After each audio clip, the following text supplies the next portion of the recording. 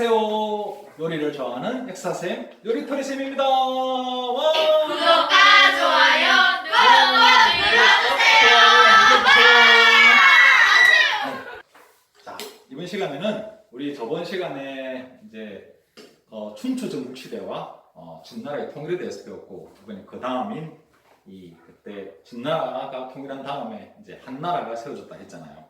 이번 시간에는 한나라와 흉노에 대해서 한번 공부를 해볼 건데, 일단 이 한나라에 대해서는 이제 이 핵심 키워드, 중국을 재통일했다, 두 번째 통일했다고 했죠. 그다음에 이 한족, 지금에 보면 중국의 이렇게 이제 자기 정통 어떤 민족을 갖다가 한족이라고 표현하는데, 이게 바로 이 한나라에서 유래된 거예요. 한족. 그다음에 또 한나라에는 강력했던 왕, 한무제가 있었다. 그러니까 우리 진나라에는 진시 황제가 있었다면 한나라에는 한무제가 있었다. 그리고 이제 지금 우리가 쓰는 한자라고 하죠. 그 한자의 어떤 한자를 정리한 게 바로 한나라였어요. 이 한나라가 어떻게 세워졌냐 보면, 그때 이제 우리 진나라가 보면 이렇게 이제 이게 진시 황제가 이게 막 가혹하게 통치를 하고 대규모의 이제 대규모 공사를 벌려가지고 이 농민들이 엄청 힘들었고, 막 이렇게 여러 가지의 그런 이제 또 군사갱류, 막 책을 불태우고 유학자들을 땅에 파먹고 막 이렇게 이제 여러 가지 일들이 있어가지고 이제 농민들이 반란을 일으켰다고 했어요, 그죠? 그때 특히 진승과 오강의 난, 이렇게 농민분들이 반란을 일으켰는데, 그걸 갖다가 누가 이렇게 진압했다? 이 항우라는 사람과 이 유방이라는 사람이 이렇게 했는데, 이 항우는 이 당시 초나라의 어떤 그런 명문 가문이었어요. 가문의 후손이었어요.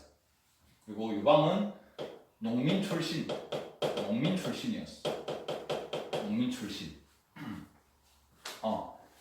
근데 이때 이제 그때 농민 반란을 할 때는 항우가 아무래도 집안도 좋고, 이 항우는 아주 이 싸움을 잘했어요. 그냥 거의 일당백, 일당천, 아주 뛰어났던 그런 장군이었어. 거기에 비해서 유방은 항우에 비해서 아주 무술 실력이나 모든 실력들이 다 떨어졌어. 근데 사람은 좋았어. 사람은 좋았고, 아무튼 이 유방이 이 항우의 부하로 있다가 이제 자기가 이 세력을 갖다가 키웠단 말이죠. 세력을 키워서 결국에는 유방이 항우를 물리치고 이 유방이 한나라를 세웁니다. 한나라를 세워서 유방을 한보조라고 해요. 한보조. 근데 이 유방이 어떻게 이제 이 자기보다 월등히 뛰어난 항우를 이길 수 있느냐? 이거 보면 참 사람의 능력이 뛰어나다고 해서 이게 잘 되는 건 아니야. 이 항우는 집안도 좋고 능력도 아주 뛰어났지만, 능력이 뛰어나다 보니까 자기의 부하들을 잘 믿지 않았어. 이렇게 믿지 않고 모든 걸 다 이렇게 이제 혼자서 결정하는 그런 스타일, 약간 독불장군 스타일.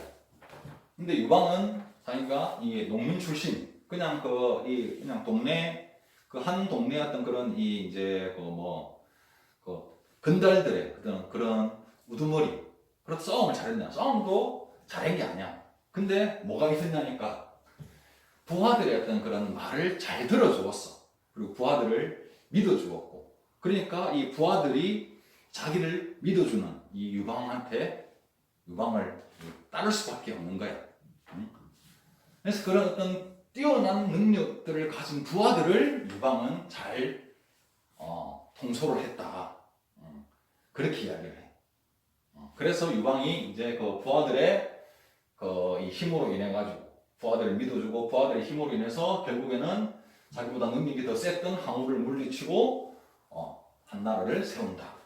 그때 우리가 보면 이제 장기의 유래가 된다고 그랬죠. 이게 초나라, 한나라, 그리고 초한지도 있다고 그랬죠. 초한지도 있고, 장기의 유래, 초한지가 초나라, 한나라, 장기 유래가 되고, 또 무슨 말 하려고 했더라? 아무튼 그때가 또 그는 생각나면 이야기할게요. 자, 아무튼 이렇게 이제 이 한나라가 신나라에 이어서 두 번째로 중국을 통일을 했단 말이지. 그러면서 이제 이렇게 통일한 그 지역을 어떻게 다스렸느냐? 바로 이 군국제란 걸로 해서 다스렸다. 군국제는 뭐냐? 군국제는 봉건제 플러스 군현제 이 두 가지의 성격을 합친 걸 군국제라고 해. 그러니까 우리가 봉건제는 어디 거야? 주나라 거 있지. 그리고 군현제는 진나라 거 있지. 그지? 그러니까 즉 말해서 이거를 여기 나라가 있으면 나라 여기 수도 주변은 이 황제가 직접 다스리는 군현제를 실시하고 그리고 전국에는 자기들의 또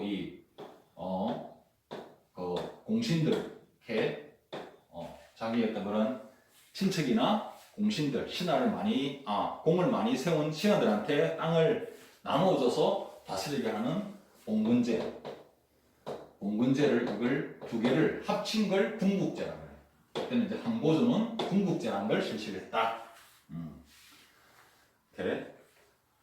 이제 이렇게 있다가 한고조는 자기가 이렇게 두 번째로 중국을 통일했잖아. 그러니까 이때는 아주 이제 이 자신만만했어. 자신만만해가지고 그래서 너무 이게 자신이 지나친 나머지 이 흉노를 우리 중국 북방민족인 흉노까지도 이게 공격해서 처리를 해버리려고 이렇게 했단 말이야. 그래서 흉노를 공격했는데 결국 이 흉노한테 이 포위를 당해가지고 이 북방민족 흉노족은 뭐냐면 이 여러 개 이런 부족으로 그러니까 이 북방에는 유목민족이라고 해요. 북방 유목민족에는 뭐 여러 개가 있는데요. 그 중에서 이제 뭐 흉노 대표적인 게 흉노예요. 그러니까 중국보다 위에 있다 해서 북방 유목이란 뭐냐면 그 지역은 농사를 갖다가 지을 수 있는 그런 아주 척박한 땅이란 말이야. 거기서 살 수 있는 거는 그냥 뭐 양이나 말이나 이런 그런 이 가축들을 이렇게 이제 키울 수밖에 없었어. 그걸 갖다가 우리가 유목이라고 해요. 유목. 그러니까 여기다가 이제 오르르 가서 이렇게 뭐 가축들이 이렇게 풀을 뜯어 먹이고 그것도 풀을 또 다 먹으면 다른 지역으로 이동해서 또 풀을 뜯어 먹이고 이렇게 하다 보니까 이 북방 유목민족들은 한 개의 그런 커다란 통일된 나라를 세울 수 없이 여러 개의 부족들로 이렇게 이루어져 있었어. 그렇게 해야만이 자기들이 살아남을 수 있단 말이야. 너무 사람들이 많이 있으면 가축들한테 먹일 풀들이 금방 없어지잖아. 그러니까 그냥 이렇게 몇백 명, 몇천 명 그런 단위의 그냥 부족들끼리 이렇게 여러 개의 부족들이 있다가 얘네들이 한 번씩 서로 합쳐가지고 힘을 먹고 살기 힘들어지면 합쳐가지고 밑으로 중국 쪽으로 내려와서 중국과 이렇게 약탈을 했던 게 바로 이 흉노족이라는 거죠. 그러니까 이 한고족 유방은 이 흉노까지 다 이걸 공격해서 쓸어버리려고 했다가 그만 이 흉노족한테 당해가지고 결국 흉노한테 아주 큰 이 매년마다 선물을 바치는 조건에서 이제 전쟁을 갖다가 이렇게 멈추는 그런 협상을 했던 거예요. 이만큼 흉노족들은 아주 북방 흉노족들은 강했어요. 우리가 아는 몽골족도 역시 북방 흉노족, 거란족, 말갈족, 여진족들 다 이렇게 그런 북방 흉노민족이에요. 얘네들은 뭐냐면 어릴 때부터 말을 잘 타.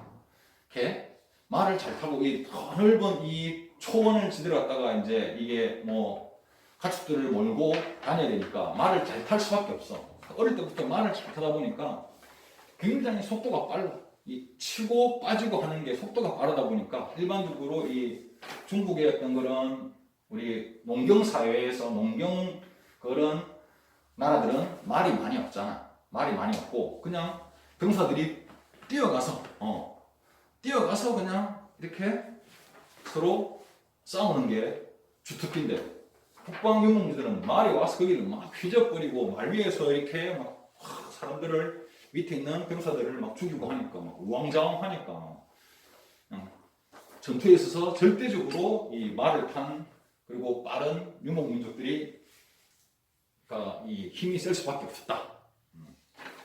아무튼 그렇게 한고조는 이 흉노족을 갖다가 토벌하려 했지만 결국 실패를 했다. 그러다가 이 시간이 흘러서 아주 한나라에 강력했던 왕이 나오는데 바로 한무제가 나옵니다. 한무제가 나온단 말이야. 이 한무제가 이제 한나라의 전성기, 한나라의 전성기를 이룬 왕이야. 전성기 가장 최고 전성기를 이룬 왕인데, 이때 와서 이제 이 왕의 힘이, 이 황제의 힘이, 황제죠, 그죠? 황제의 힘이 강해지니까 전국의 관리를 타결하는 군현제를 실시해요.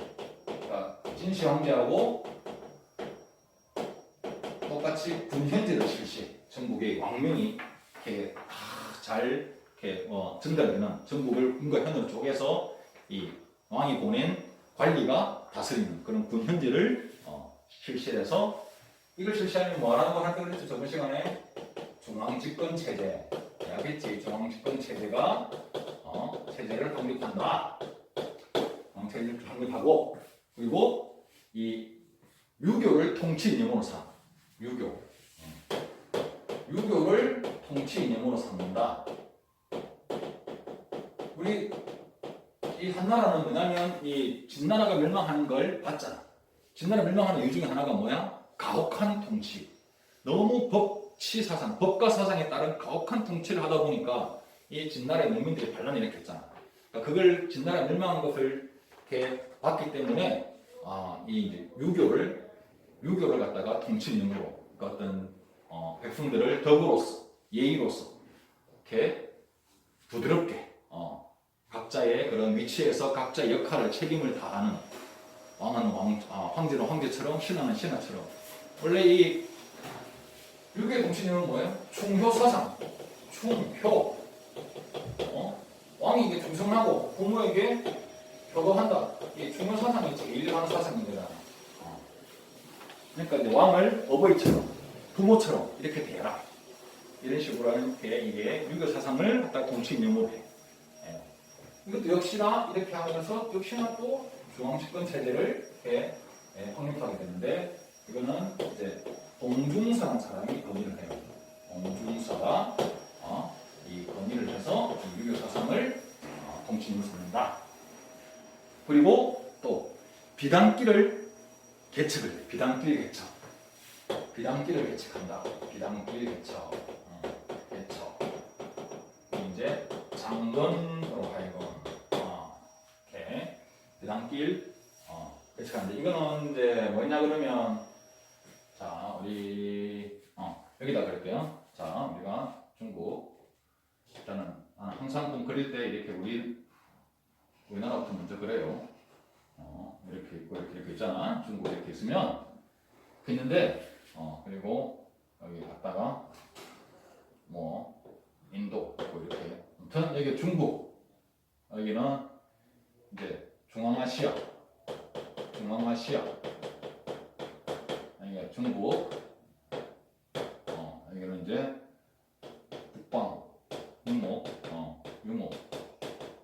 그러니까 초원이 펼쳐지는데 이제 한무제는 뭐냐면 북방 이 유목민족 아까 자기가 한고조 때 이게 우리가 그 한고조 유방이 이제 흉노한테 엄청 당했다 그랬잖아.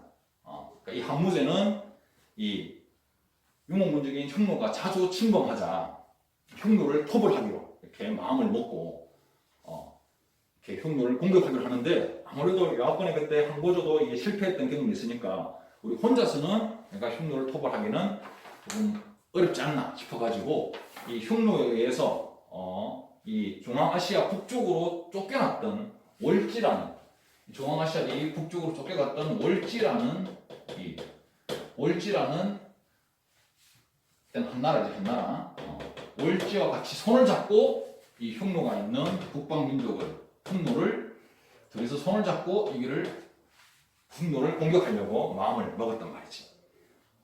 그래서 이 월지에다가 이 이제 장근이라는 사람을 이 사신으로 파견을 해. 사신으로 이렇게 파견하는데, 근데 이 이제 장근은 이 한나라에서 월지까지는 굉장히 거리가 멀단 말이야. 그리고 이 이제 또 흉노 쪽 있던 그쪽 지역을 또 통과돼야 되고, 그렇게 이제 이게 그 월지로 가다가 그만 흉노한테 잡혀버려.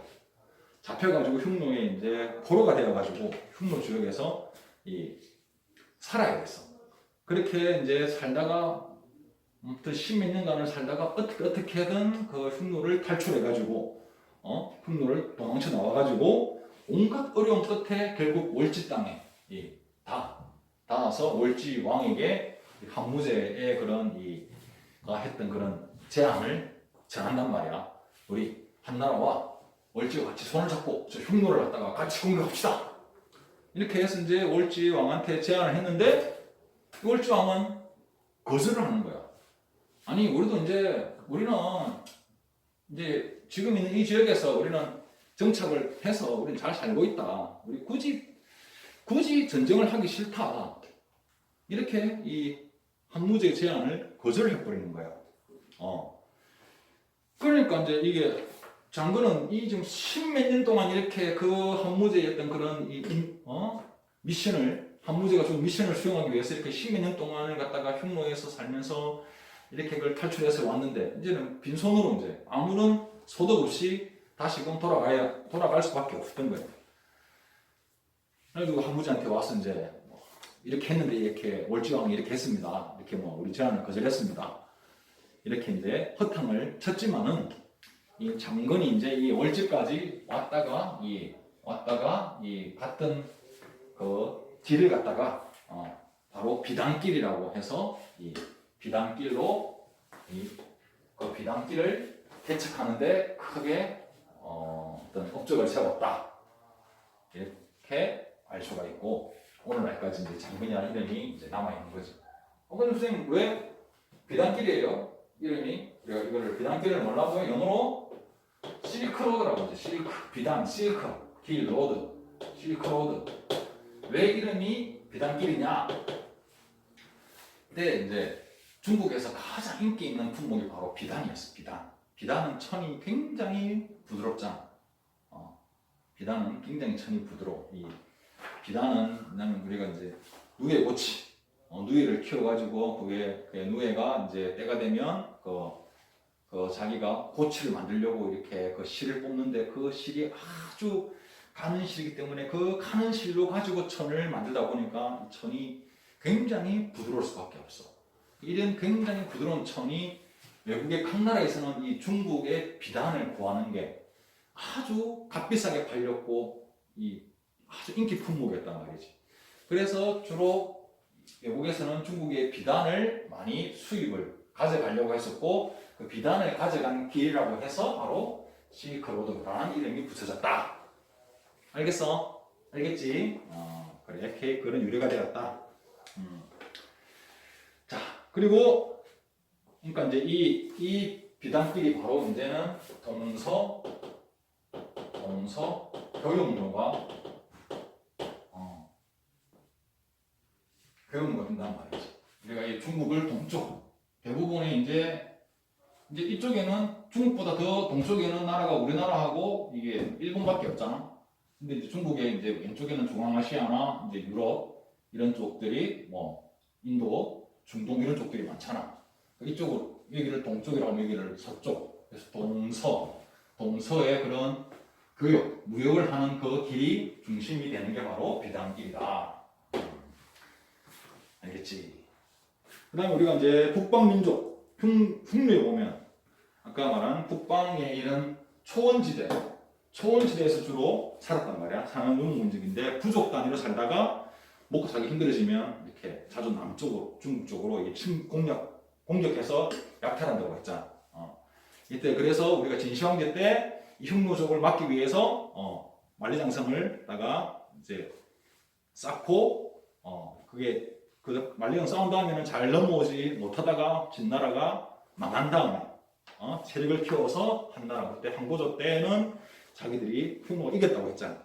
이기고 그래서 이게 항무제 때는 아까 말한 월지와의 어떤 그런 이 연합에서 흉노를 치려고 했는데 월지왕이 거절하는 바람에 연합은 못했지만 그래도 항무제는 역시나 흉노를 공격을 했어. 흉노를 공격하고 흉노를 일부 이제 토벌을 했지만은 이 전쟁이 장기화가 오래 끌다 보니까 완전한 토벌은 안 된 거야. 그래서 그냥 평화 협상을 갖다가 체결해. 그렇게 평화 협상을 체결했다고 해. 그래서 이 항무제 어떻게 보면 흉노 토벌 이렇게 토벌이 있는데 이 흉노 이제 이 토벌이 중요한 게 뭐냐면 이 흉노의 이 토벌이 이렇게 중국에서 흉노를 토벌하고 흉노족의 한 일족인 한 일족이 이제 이 서쪽으로 이동한단 말이지. 그게 바로 훈족이 돼요. 훈족. 흉노족의 일족 중에 하나인 훈족이 이렇게 서쪽으로 쫓겨서 중국 항무제가 흉노를 공격하니까 흉노족 일족이 서쪽으로 쫓겨서 훈족이라는 족이 왼쪽으로 가는데 얘네들이 어떻게 게르만족을 또 얘네들이 밀고 들어가는 바람에 게르만족이 밀려가지고 로마 제국까지 이렇게 밀고 들어가는. 그래서 결국에는 이 서로마 제국이 탄생하는 유럽에 이렇게 영향을 미친다. 항무제 때 흉노족의 일부가 훈족이 밀려서 게르만족을 밀고 게르만족이 또 밀려서 로마 제국. 이것도 뒤에 우리 세계사 시간에 봅니다. 이제 한나라가 이제 항무제가 죽은 다음에 한나라는 또 혼란에 빠져. 그러니까 뭐든지 보면 너무나 강력했던 왕이 나오면 그 다음 때는 이게 나라의 국력이 급쇠퇴하는 거예요. 진시황제가 너무나 커다란 업적을 세우고 중국을 통일했지만은 진시황제 죽은 다음에는 진나라가 바로 이 멸망을 해버리고 한나라 때는 항무제가 거의 진시황제 버금가게 강력했던 왕으로 여러 가지 업적을 세웠지만은 항무제가 죽은 다음에는 또 국력이 탁 쇠퇴를 해버린다. 그리고 이제 한나라는 이 항무제가 죽은 다음에 외척과 환관들이 서로 권력 다툼이 일어나요. 외척이 뭐냐 그러면 왕비, 그러니까 황제의 황제의 부인이잖아. 부인 우리가 이렇게 이제 태후라고 하죠. 태후. 왕의 부인을 왕비라고 하고 황제의 부인은 태후라고 불러. 이 태후 집안을 외척이라고 해.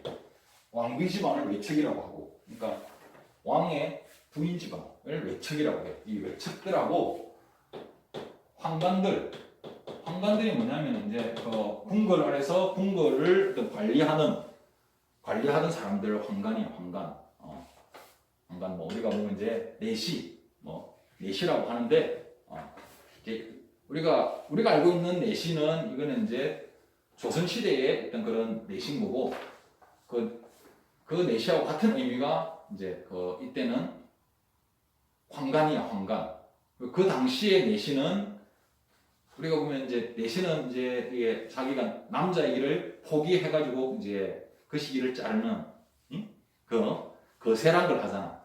이때 이제는 이 황관들이 이제 그렇게 이 거세를 하고 이 내시들은 거세하지 않고 그냥 관리들을 통틀어서 내시라고 해. 내시고 이는 이제 황관들은 주로 황제 주변에서 완전히 그냥 이 황제의 비수들 거세를 했던 비수들 이게 이제 지금 의미의 내시랑 같은 의미란 거야.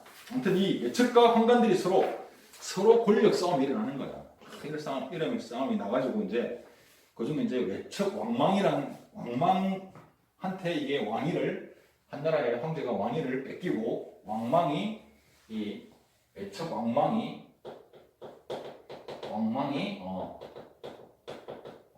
신이라는 나라를 세워 신이라는 나라를 건국한다. 하지만 이제 이게 이렇게 곧 이제 이 신이라는 나라가 그 다음 광무제가 곧 신이라는 나라를 멸망시키고 이제 다시 한 나라를 일으켜. 그래서 이제 이 신나라가 건국되기 이전을 갖다가 우리가 전한시대, 한나라 중에서 앞에 있다 해서 전한시대, 이 신나라가 건국되고 멸망한 다음을 후한시대라고 불러. 후한. 뒤에 있다 해서 전후. 이렇게 전후로 이렇게 나뉜다. 역시 이제 이 한나라 때도 이게 우리가 춘추전국시대 때 보면 철기가 많이 보급됐다 했잖아. 그러니까 역시 여기 한나라 때도 철제 농기구와 또 가축을 이용한 그런 이제 농사법이 널리 보급돼. 그리고 이제 우경도 이렇게 소를 이용한 농사법이 갖다가 우리가 우경이라고 하는데, 우경도 이미 전국시대 때, 춘추 전국시대 때, 전국시대 때 우경도 있었다. 아무튼 이 한나라 때도 역시 철제 농기구와 가축을 이용한 농사법이 널리 보급돼가지고 역시 농업 생산량이 증대가 되었다. 그리고 수공업이 발달하였다. 특히나 어떤 비단은 옥으로 만든 옥 제품들이 많이 이렇게 발달되었다. 그리고 이제 이 호족 중심의 사회, 이 후한 시대는 이제 호족 중심의 사회가 됩니다. 호족 중심 사회. 왜? 왕권이 힘이 없는 거야. 이제 왕이 힘이 없다 보니까 이게 호족은 뭐냐 그러면 지방 세력가들을 호족이라고 그래요. 지방에서 힘을 키운 사람들을 호족이라고 그래요. 그러니까 왕이 힘이 없다 보니까 이 지방에 자기 어떤 그런 아주 이렇게 뛰어난 우수한 가문이라든지 그 지방에서 잘 사는 사람들이 자기들의 이 세력을 만드는 게 바로 호족 중심의 그런 이 사회가 되었는데, 지방에서 강력한 힘을 가진 호족들이 등장해서 지방 사회를 자기 지배하에 두는 거야. 왕권이 약해졌기 때문에. 그러니까 이 호족들은 뭘 했느냐? 넓은 토지를, 아주 넓은 토지를 소유하고 있었고, 그리고 그 자기 지역의 농민들을 지배를 하지. 그 지역에서 그냥 왕인 거지. 자기 지역의 왕.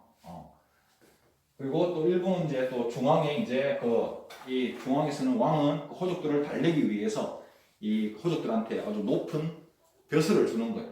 그래서 중앙의 관리로도 진출을 해. 그리고 이제 한나라의 이제 문화를 보면 우리가 한나라의 문화. 일단은 제일 중요한 게 한자지, 한자. 한나라 문화는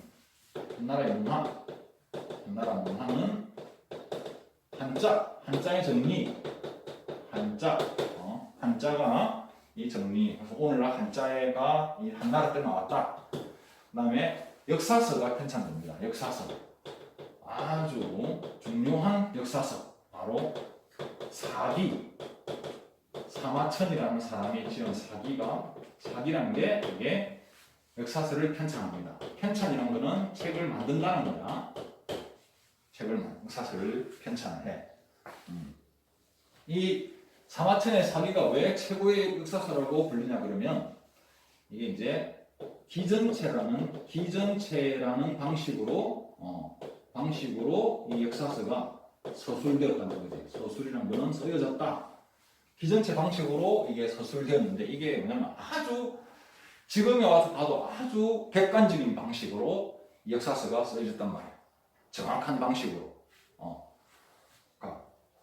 이 보면 이제 본기, 세가, 지, 열정, 연표 이렇게 이 5가지가 있는데, 기전체 방식이 보면 이 이제 본기는 뭐냐면 황제 이야기를 하는 거예요. 황제 이야기. 기전체. 본기는 황제가 있으면 황제 이름이 있잖아. 그 황제의 이야기를 쭉 적어 놓은 거예요. 그다음에 세가라는 거는 세가라는 거는 제후들의 이야기. 그 왕 밑에 또 이 이게 이 제후들이 있다 했잖아. 그 제후들의 이야기. 그다음에는 지란 거는 제도. 이거는 이제 황제 이야기, 제후 이야기. 지는 제도에 관한 이야기. 어떠한 제도가 있었다. 열전이란 거는 이 황제나 제국 이렇게 유명한 사람 말고 일반 사람들 중에서 중요한 사람들, 일반인들 중에서도 중요한 사람들 있잖아요, 그지? 일반인 중에서 중요인물에 대한 이야기들을 해놨고, 마지막에 이제 연표는 말 그대로 연대기 쭉 이게 순서대로 이 황제 때 이 제후 뭐 제도 중요인물 이런 것들이 언제 때에 있었다. 그러니까 이렇게 있으면 모든 역사를 다 알 수 있는 거지. 그렇잖아. 이래서 이 기전체 방식으로 써진 사마천의 사기가 아주 중요한 역사서가 되고 오늘날까지 전해지고 있다. 그리고 이 역사서, 이 사기야 주변 나라나 이 이후에 역사서를 쓸 때 아주 이제 모델이 되었다. 역사서란 이런 것이다. 알았어? 우리 보면 고려 때 김부식의 삼국사기, 우리나라에서 최고로 오래된 역사서인 삼국사기도 역시나 이 기전체 방식으로 써여졌다. 이제 뭐 사마천에 대해서 이야기를 하면 이 사람도 보면 아주 굉장히 책임감이 강한 사람이었어. 이 사마천이 보면 이때 이제 역시나 이 한무제 때 사람인데 그 한무제 때 이렇게 여러 한무제가 전쟁들을 했잖아. 정복 전쟁을 영토를 확장하고 정복해 전쟁을 했는데 이때 이제 그 중에 그 전쟁에 보낸 장군 중에 한 명이 그 전쟁에서 패배를 한 거야. 패배를 했는데 이 다른 모든 신하들이 패배한 장군을 죽여야 된다 했을 때 유일하게 이 사마천이가 그 장군을 옹호해 준 거야. 아니 이렇게 전쟁에서 이길 수 있고 질 수 있는데 그걸 한번 전쟁에서 졌다 해가지고 이렇게 죽인다면 누가 다음부터 전쟁에 나가겠느냐. 그래서 그 전쟁에서 진 장군을 옹호하다가 이 한무제의 이게 눈밖에 아무튼 한무제가 이게 화를 내가지고 이 사마천한테 벌을 준단 말이야. 그 중에서도 벌을 이제 두 가지 중에서 선택을 하라는 거였어. 하나는 사형, 죽을 거냐. 하나는 궁형. 궁형이라는 거는 이제 이 남자의 그 시기를 제거하는 벌이야. 궁형. 근데 이때다만 하더라도 이 궁형을 당하느니 차라리 사형을 당하겠다는 그런 분위기였단 말이야. 내가 남자로서 내가 내 구실을 못할 바에야 차라리 죽음을 택하는 게 낫다. 이렇게 해서 모두가 다 이게 이제 이 사마천이 모든 사람들은 아마 궁형보다는 사형을 택하겠지 했는데 아니 사마천은 궁형을 선택했어. 나는 내 거를 자르고 살아남겠다. 사람들이 엄청 사마천을 비난하는 거지. 야, 그렇게 말이야 목숨이 아깝냐? 어찌 그러고도 네가 앞으로 남자로서 살아갈 수 있겠냐? 막 비난을 해 사마천한테. 비난을 하는데 사마천은 살아남아야 되는 이유가 있었어. 왜? 사마천은 바로 이 역사서를 쓰는 그런 자기 집안이었던 거야. 자기 아버지부터 해서 이렇게 대대로 역사서를 쓰던 그런 집안이었는데 이 자기한테는 이 역사서를 쓰는 그런 책임의식, 사명감이 있었다는 거죠. 자기가 죽어버리면 역사서를 못 쓴단 말이야.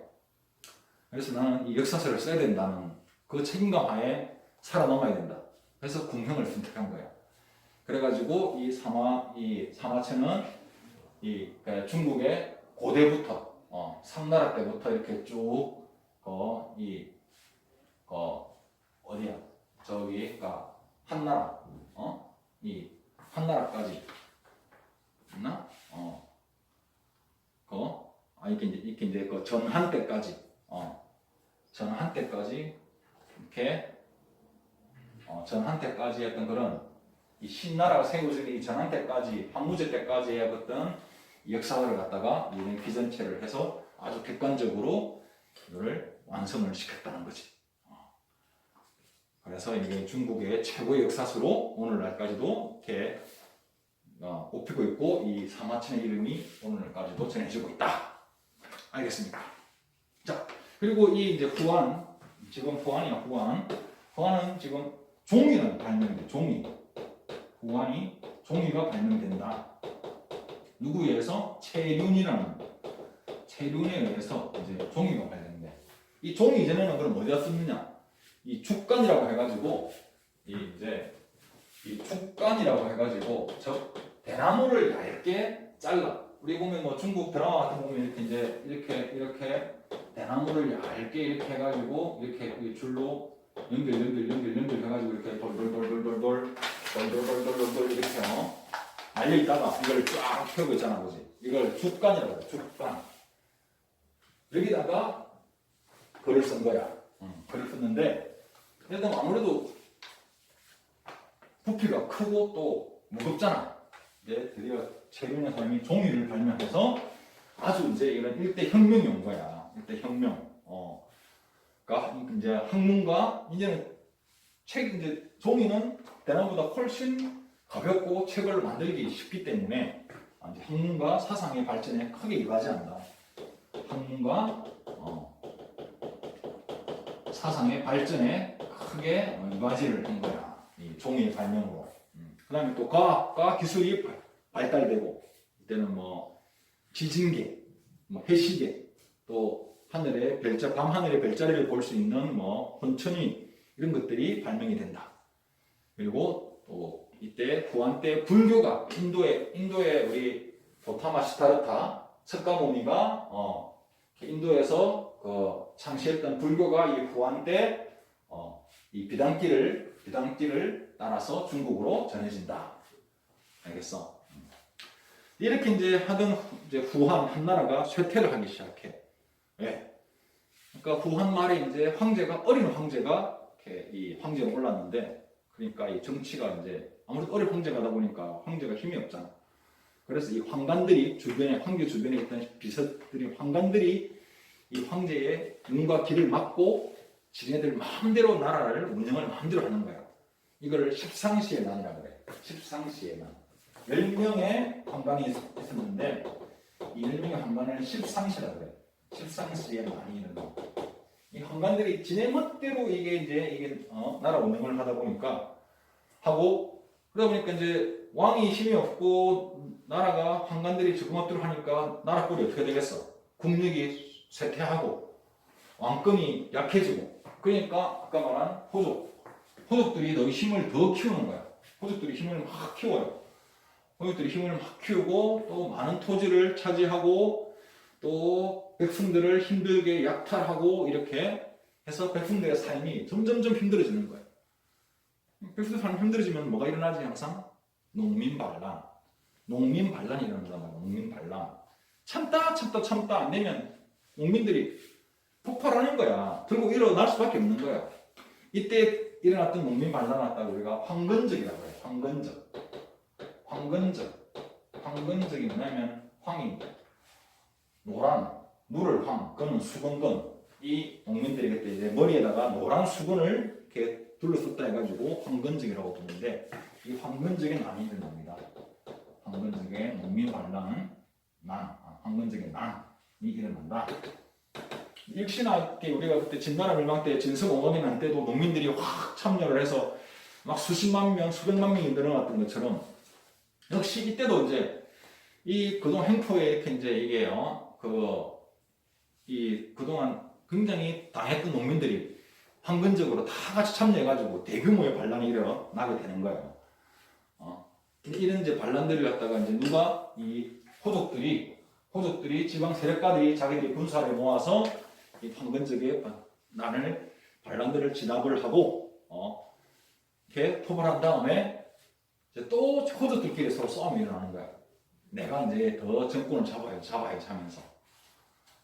그러한 이야기가 바로 삼국지 이야기가 바로 이 후한 말의 그런 이야기가 삼국지야. 그러니까 보면 조조, 뭐 동탁, 그지? 유비, 송권 이런 그런 것들이 다 이게 후한 말에 호족들끼리 싸움이 일어나는 그걸 하고, 결국 후한이 멸망하고 이제 삼국이 삼국으로 갈라져 위, 촉, 오로 분열된다. 위나라 조조, 촉나라 유비, 오나라 송권 이렇게 위촉으로 이제 분열된다. 근데 지금 우리가 잘 알고 있는 뭐 이렇게 이제 제갈공명이라든지 이렇게 뭐 조조 이야기, 뭐 유비 이야기, 송권 이야기 같은 경우는 이거는 이제 진짜 역사는 아니고 실제 역사를 그걸 바탕으로 뻥을 이게 허구 사실을 많이 재미있게 많이 넣은 소설 삼국지 연의가 우리가 알고 있는 지금 많이 알고 있는 내용들인 거야. 이거 삼국지 연의에 있는 내용들이 그게 다 역사적으로 사실은 아니고, 그건 그냥 소설이야 소설. 근데 그거를 갖다 일단은 역사에 이 삼국시대 위초고의 어떤 그런 역사들을 기반으로 해서 만든 소설. 이게 삼국지 연의야. 그 삼국지 연의는 이렇게 이제 뒤에 얘는 후대의 명나라. 이 명나라, 그러니까 원나라 말에서 이제 명나라 이렇게 이제 촌대 이때 삼국지 연의가 만들어져 가지고 이게 베스트셀러가 돼 가지고 사람들한테 알려져서 오늘날까지 이렇게 전해지고 있다. 알겠어? 자, 그러니까 그래서 이제 일단은 실제 역사서의 이름은 삼국지야. 삼국지고 우리가 지금 알고 있는 거는 삼국지연의 소설. 알겠죠? 자, 여기까지 이제 우리가 이 고한이 멸망해서 삼국이 분열된다까지 알아봤어. 여기서 자, 질문 없죠? 오늘 여기까지 하겠습니다. 네, 수고했어요.